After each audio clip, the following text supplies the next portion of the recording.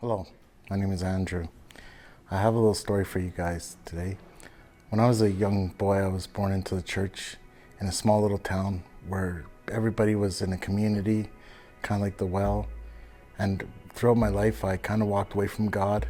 I started getting involved in drugs at a young age and alcohol. I started drinking a lot, and I started to numb my problems. When I was a young boy, I lost my father at 3 years old.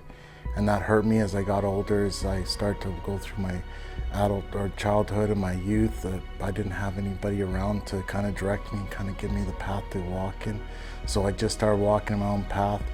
It started to hurt me out a lot when I was young. I found drugs and alcohol was a coping mechanism for me. And I went through that for quite a few years. I was dealing drugs for the Hells Angels down in the Lower Mainland when I was 16 years old, when I came from absolutely nothing, a small town with just a mother, and all of a sudden I had all this money and all this popularity. It made me feel really good. It was a temporary fix to the problem that I was dealing with in my life. As I got older and I started to walk into what the problems were coming with the alcohol and drugs, it started to bother me even more so I started seeking help.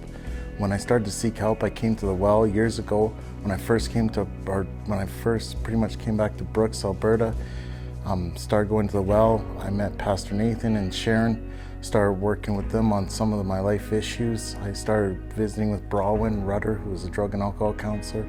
I started working on my life, and I started coming to church, and I was so excited for Jesus, that Jesus was changing my heart, and Jesus was making me into a new person. Person who was hurting for many, many years and was able to walk in freedom for the first time. I remember one day I went out with a friend of mine to a guy's place to go and do his door at his house, and on the way home I was a little bit upset with what happened, and I got on home and I didn't get paid for the job that I did, and I was a little bit upset because I was trying to be a nice person. And when I got home, I got the best gift ever. It was the very last night that I ever drank alcohol. I'd already quit cocaine, but I started to drink alcohol that night. And I remember going to bed, and when I fell asleep, I had a cigarette burning in my hand. And I woke up and the cigarette was still burning, but now it was dark. When I fell asleep, it was light out. I got up and I went to bed and I said, I'm done with drinking. And Jesus took the addiction that day from me. No more. I woke up the next day and my mouth wasn't watering for that next beer, that next drink of hard alcohol. I was set free and delivered. I didn't even have to go through anything that I remember, no deliverance, like there was nothing that left me, and I wasn't like screaming or in torment or anything. It was just gone. Like the peace of the Lord just came over me and just delivered me that night. I started to celebrate recovery with my wife. A year later, she got sober, and now we work hard on staying sober and helping people out all across the board.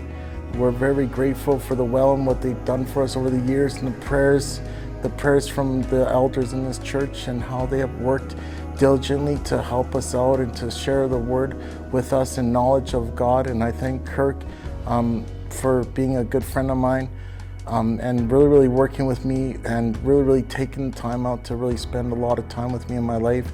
This is just a little short testimony about my life. There's much more, but this is just a little start, so that people know who I am and that my identity today is in Jesus Christ and the salvation in my life.